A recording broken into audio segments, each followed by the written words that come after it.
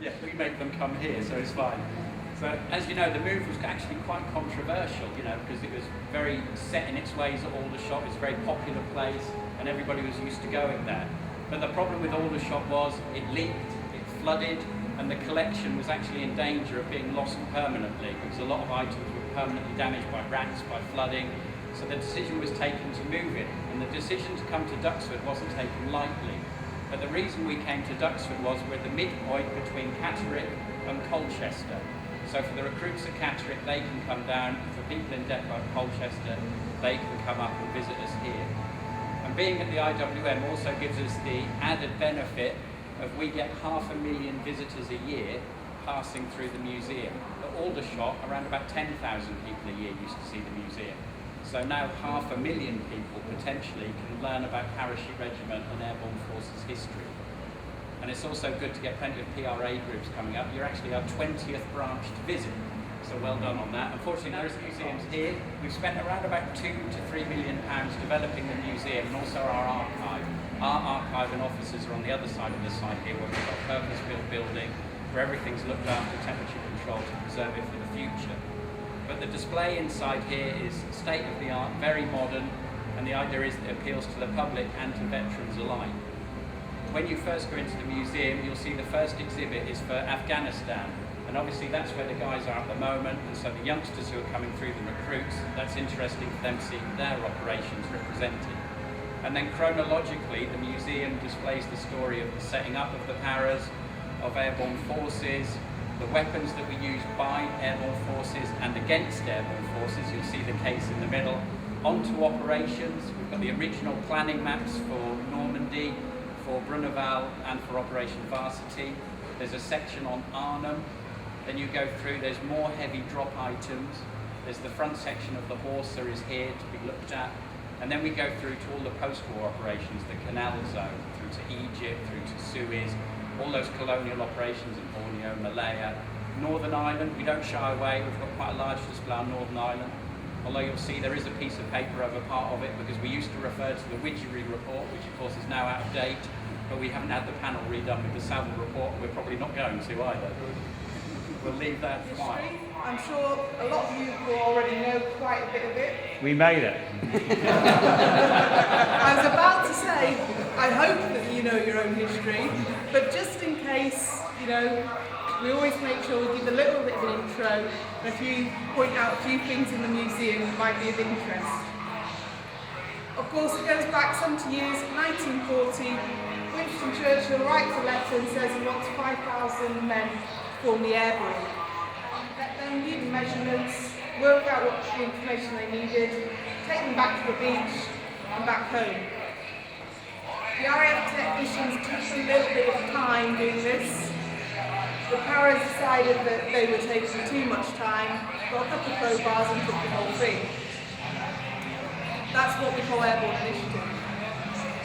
The story of the airborne doesn't stop the war, and you'll find towards this end of the museum is the later campaigns. We've got the Afghan, Aden, Northern Ireland, the Falklands, Kosovo, Sierra Leone. And of course, as you walked in, you'll see the Afghanistan figure. And of course, we go back out in October. And so the history keeps growing. Is that the light for the light support? That's the light support on you. Where's the short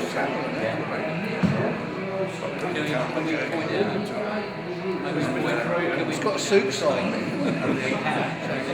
We were on patrol and we found a whole cache of about 18 various weapons. They ranged from a very old Jessel to a 1941 Italian carbine. And we drew lots, the patrol drew lots to see who would get which weapon. And this is the one that I ended up with. It's a 1874 Saint Etienne carbine, as far as I know.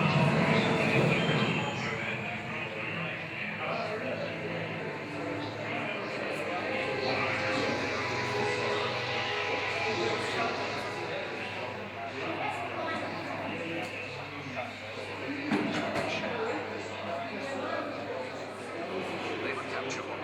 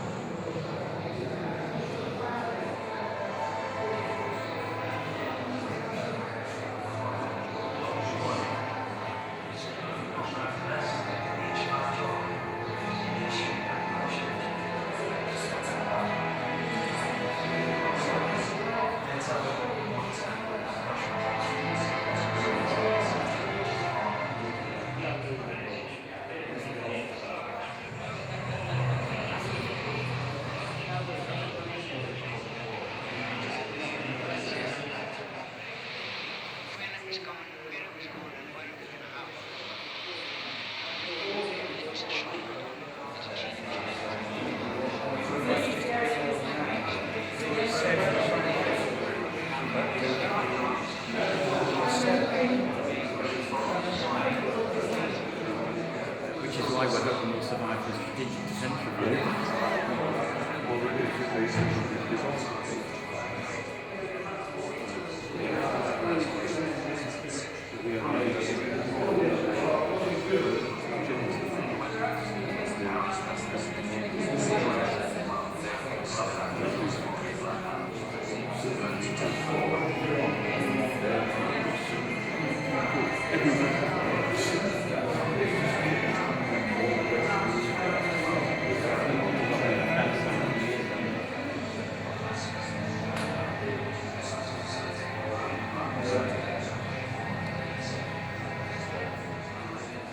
Northern Ireland, the 16th Parachute Brigade was deployed to the troubled province.